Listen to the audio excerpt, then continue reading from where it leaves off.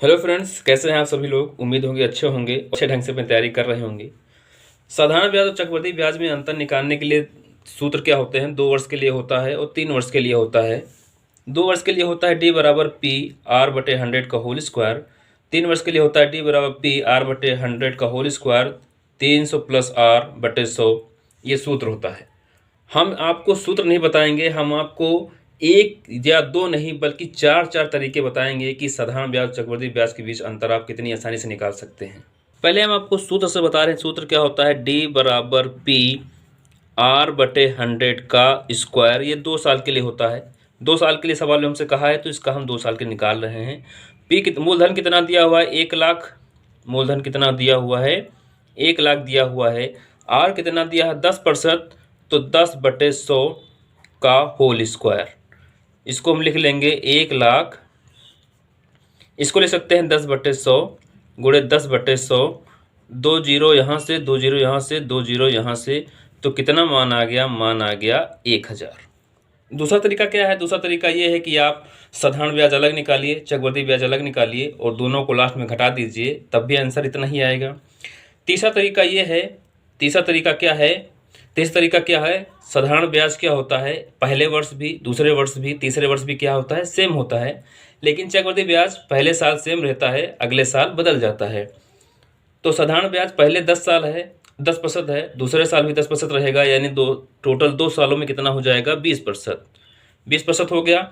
लेकिन चक्रवृद्धि ब्याज बदल जाएगा तो इसके लिए सूत्र एक होता है, आपने पढ़ा होगा, x plus minus y plus minus x y बटे 100। तो चक्रवृद्धि ब्याज का यहाँ से हम निकाल लेते हैं। तो यानी 10 प्लस 10 गुणे 10/100 काट देंगे, कितना आएगा, 10 10 20 और 21, यानी कितना आ गया, 21% आ गया। कितना हो गया, 21% हो गया। अब हमको अंतर निकालना है।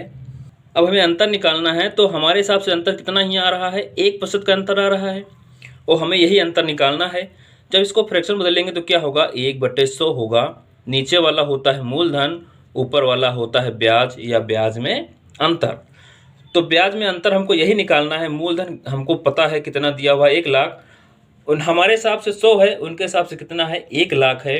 तो 100 को बराबर रखेंगे 1,00,000 के, 1,00,000 के रखेंगे, 2 जीरो यहाँ से काट देंगे, 2 जीरो यहाँ से, तो 1 का मान कितना आ गया, 1 का मान आ गया है 1,000। तो 1 का मान 1,000 और 1 क्या है, ब्याज है, तो ब्याज में अंतर कितना आ गया, 1,000 आ गया। तरीका हम लगा सकते हैं। फोर्थ तरीका क्या है, इस तरीके में चाहे 3 साल का दिया हो, 4 साल का, 5 साल का, कितने भी साल का दिया हो, सब निकल आएगा। साधारण ब्याज क्या होता है, पहले साल भी सेम होता है, दूसरे साल भी सेम होता है। तो 1,00,000 रुपया है, 1,00,000 रुपया हम 10% निकालेंगे तो एक कितना आ जाएगा, 10,000 आ जाएगा। कितना आ जाएगा, 10,000। यानी साधारण ब्याज पहले साल कितना था, 10,000, अगले साल भी कितना होगा, 10,000। चक्रवृद्धि ब्याज भी क्या होगा, पहले साल कितना रहेगा, 10,000 और अगले साल कितना रहेगा, 10,000। लेकिन इस 10,000 पर 10% ब्याज उसको फिर से मिल जाएगा। और जब हम 10,000 का 10% निकालेंगे तो कितना होगा, तो कितना हो जाएगा, 1,000 हो जाएगा, यानी 1,000। तो यहाँ क्या हो गया, आप देख रहे हैं, ये साधारण ब्याज है, ये चक्रवृद्धि ब्याज है और ब्याज में अंतर कितना आ रहा है, 1,000 का। तो ब्याज में अंतर क्या आ गया, 1,000। और इससे एक नहीं सब कुछ निकल आएगा। इस साधारण ब्याज भी निकल आएगा, चक्रवृद्धि ब्याज भी निकल आएगा और ब्याज में अंतर भी निकल आएगा। हर चीज़ इस फॉर्मूले से आराम से निकल आएगी। क्वेश्चन दिया है 10% वार्षिक ब्याज की दर से 2 वर्ष का चक्रवृद्धि ब्याज एवं साधारण ब्याज का अंतर 24 हो तो मूलधन ज्ञात करें। तो हम सूत्र नहीं लगाएंगे, इसमें से ट्रिक लगाएंगे। तो पहले साल 2 साल का निकालना है तो पहले साल भी 10% होगा साधारण ब्याज, दूसरे साल भी 10% हो गया, यानी टोटल कितना हो गया, 20% हो गया। इतनी बात समझ में आई। और चक्रवृद्धि ब्याज क्या होगा, उसके लिए सूत्र हमने अभी बताया है, x y plus minus x गुणे वाई बटे 100। तो x का मान कितना है, 10, y का मान कितना है, 10 प्लस 10 गुणे 10 बटे 100। काट देंगे, कितना आएगा, 10 10 20 21। तो कितना चक्रवृद्धि ब्याज आ गया, 21% आ गया। दोनों में अंतर कितना है, 1% का अंतर है। एक कोई फ्रैक्शन बदलेंगे, 1/100 हो गया। ब्याज हमें कितना दिया हुआ है, ऊपर वाला ब्याज होता है, नीचे वाला मूलधन होता है। ब्याज हमें दिया है कितना है, 24 है। हमसे पूछ रहा है मूलधन क्या होगा, तो मूलधन हमारे हिसाब से 100 है। तो हम क्या करेंगे, 24 को 100 में गुणा कर देंगे तो कितना आ जाएगा, 2400 मूलधन इसका आ जाएगा।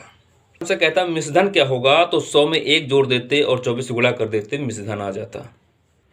इसको आप सूत्र से भी लगाएंगे, सूत्र से भी आंसर इतना ही आएगा जितना हमने अभी आपको ट्रिक्स बताया है। दोनों का अंतर कितना है, 24।